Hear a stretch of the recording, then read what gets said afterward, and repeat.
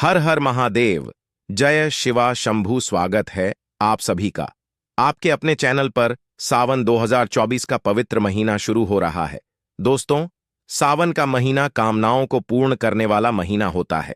इस महीने में भगवान शिवा की कृपा पाना चाहते हैं तो उनकी आराधना कीजिए, उनके मंत्र का जप कीजिए। बहुत ही शीघ्र उनकी कृपा प्राप्त हो जाती है, क्योंकि शास्त्रों में कहा गया है कि सावन का महीना भगवान शिवा को इतना प्रिय है कि इस महीने में की गई पूजा आराधना से भगवान भोलेनाथ बहुत ही शीघ्र प्रसन्न हो जाते हैं और अपने भक्तों की समस्त कामनाओं को पूर्ण कर देते हैं। दोस्तों, इस तरह अगर आप सावन के सोमवार की दिन यदि आप भोलेनाथ के वहां नदी महाराज की पूजा अर्चना करते हैं तो आपकी हर मनोकामना तुरंत पूरी हो जाती है। और अगर पूजा करते समय आप यह शब्द नदी जी के कान में बोल देते हैं तो आपका कार्य पूरा होने से कोई नहीं रोक सकता। दोस्तों, इस सावन मास में भगवान शिवा की पूजा के समय कुछ विशेष नियमों का पालन पुर करना चाहिए। कुछ विशेष नियम इस सावन मास में हमें जरूर निर्धारित करनी चाहिए कि हम इस विधि से पूजा आराधना करेंगे।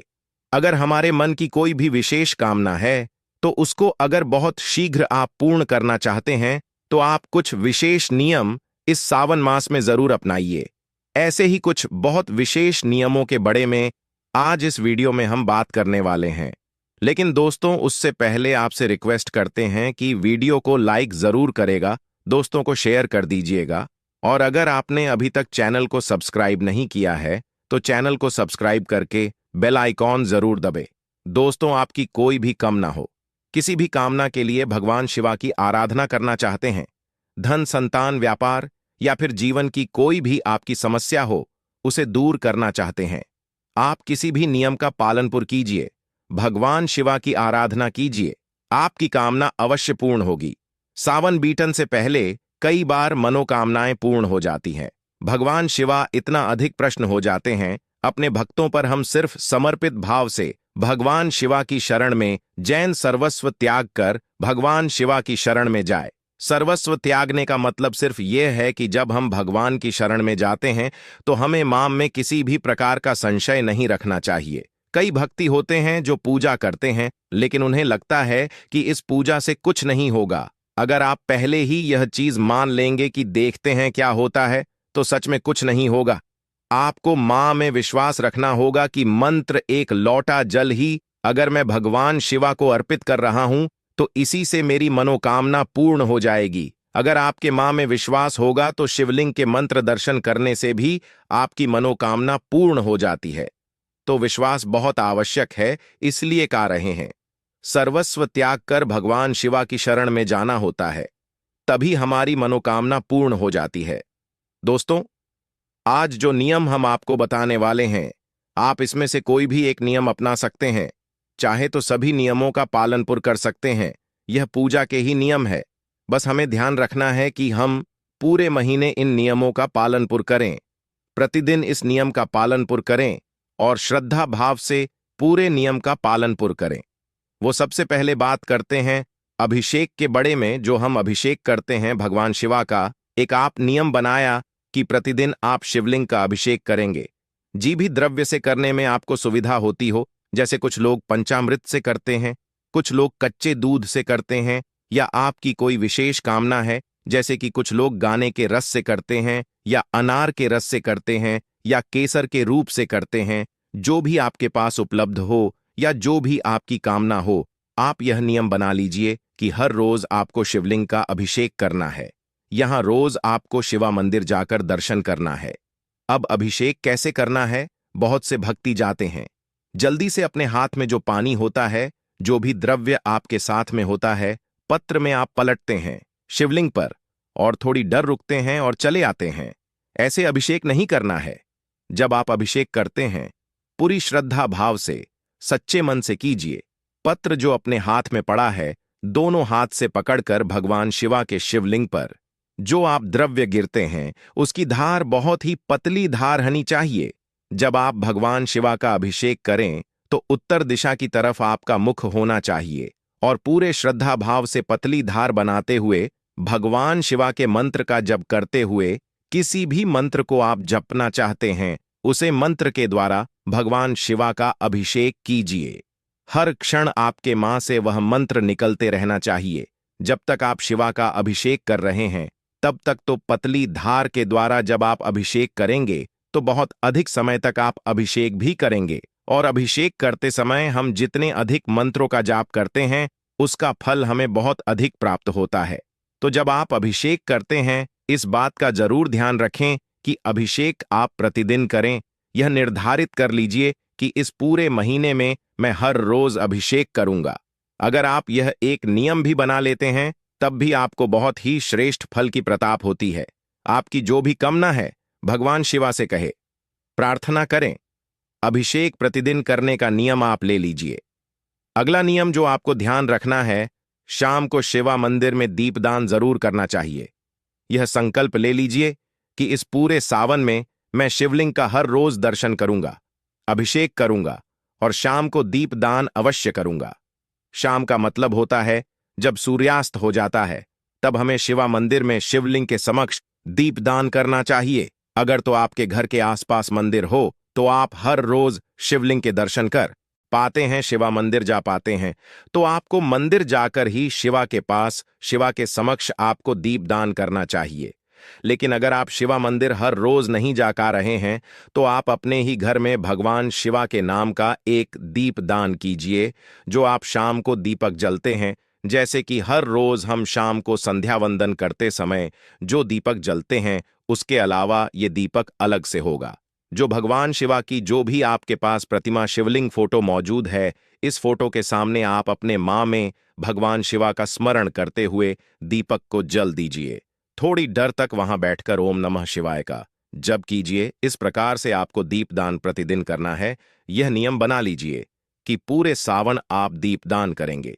चाहे मंदिर में कर पे तो मंदिर में कीजिए, मंदिर में नहीं कर पाते हैं जो लोग वो अपने घर में ही भगवान शिवा के नाम का एक दीपदान करेंगे। अब आप पूछेंगे कि दीपदान किस चीज का करना है? मिट्टी का दीपक ले, आटे का दीपक ले, कोई भी दीपक जो आपके पास उपलब्ध हो।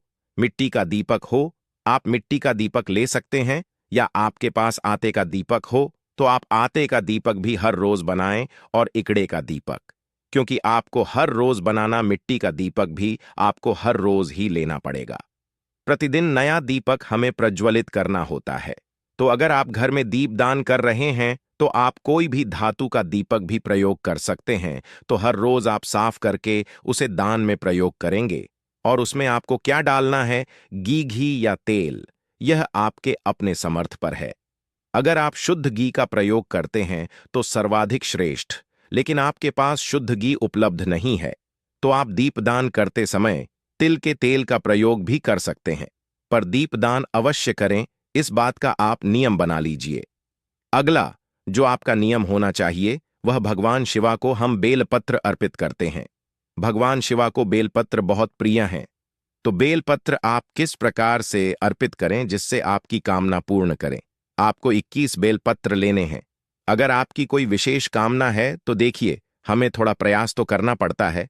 तो अगर हमारी मां की कोई विशेष इच्छा है और हम चाहते हैं कि भगवान भोलेनाथ प्रसन्न हो, और इस समय में तो बेलपत्र बहुत आसानी से उपलब्ध हो जाता है, तो आप 21 बेलपत्र हर रोज भगवान शिवा को अर्पित करें। किस प्रकार से अर्पित करेंगे वो हम आपको बताते हैं। बेलपत्र खंडित नहीं हनी चाहिए, बिल्कुल साफ सदरे शुद्ध बिल्व पत्र होने चाहिए। हर बिल्व पत्र पर आप चंदन से ओम नमः शिवाय लिखेंगे। सफेद चंदन द्वारा आप ओम नमः शिवाय लिखेंगे और इन सभी बिलपत्रों की आप माला बनाएंगे। सफेद धागे से इन सभी बिलपत्रों को एक साथ माला का स्वरूप दीजिए और यह माला ले जाकर आप शिवलिंग पर अर्पित कीजिए। प्रतिदिन का यह नियम बना लीजिए कि हर रोज 21 बेलपत्र की माला में भगवान शिवा को अर्पित करूंगा। आपकी जो भी कामना है भगवान शिवा से कहिए और संकल्प के साथ इस नियम का पालन पूर्ण कीजिए। पूरी सावन मास अगर प्रतिदिन आप 21 बेल पत्र की माला अगर भगवान शिवा को अर्पित करते हैं तो बहुत ही शीघ्र मन की समस्त कामनाएं पूर्ण हो जाती हैं। पर यह नियम के साथ होना चाहिए। पूरे सावन आपको ये कम करना है। अगला जो नियम आपको धारण करना चाहिए वह है सफेद आंख के फूल, जो कि भगवान शिवा को बहुत प्रिय है। सफेद आंकड़े के फूल ना मिले तो दूसरा वाला आंकड़ा जो लाल भी होता है कि आप उसका भी प्रयोग कर सकते हैं, लेकिन सफेद मिल जाए तो अति उत्तम आंकड़े के फूल आपको 108 लेने चाहिए। 108 फूलों की माला आपको बनानी चाहिए। आंकड़े के फूल गच में मिलते हैं तो बहुत थोड़े से फूलों में ही आपके 108 हो जाते हैं। जब आप गिनेंगे तो इनकी भी आपको 108 फूलों की माला बनाकर शिवलिंग पर अर्पित करें। तो प्रतिदिन आप यह नियम भी ले सकते हैं कि मैं हर रोज में 108 फूलों की माला भगवान शिवा को अर्पित करूंगा। जब अभिषेक करें तो 108 फूलों की माला भगवान शिवा को अर्पित करें। 108 फूल ना मिले तो क्या करें? तब आप 21 फूल लेकर इसकी भी माला बनाकर भगवान शिवा को अर्पित कर सकते हैं।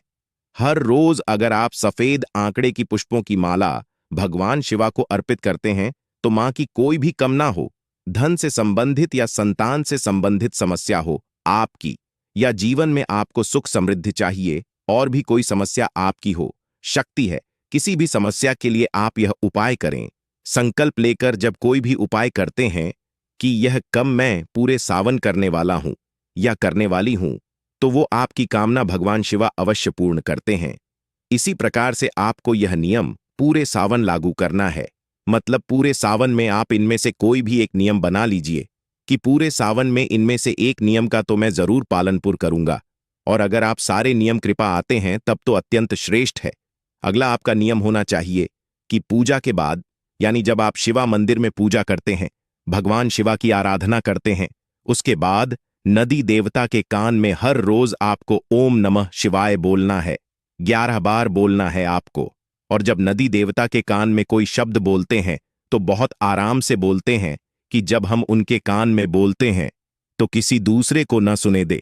जो हमारे पास में खड़ा कोई भी व्यक्ति हो उसे हमारी आवाज सुने ना दे। इतने आराम से हम नदी देवता के कान में अपने शब्द बोलते हैं, अपनी कामना बोलते हैं, ओम नमः शिवाय बोलते हैं।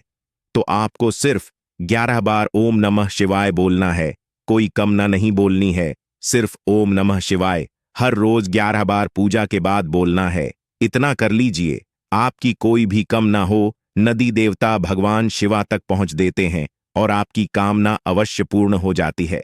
दोस्तों, ये बहुत ही जरूरी नियम है सावन में, और हमें प्रतिदिन सावन में नियमों का पालनपुर करना चाहिए। लेकिन प्रतिदिन अगर आप सभी नियमों का पालनपुर नहीं कर पाते हैं तो पूरे सावन में कोई भी एक नियम या इससे अधिक नियम जितने का आप पालनपुर कर पाते हैं जरूर कर लीजिए।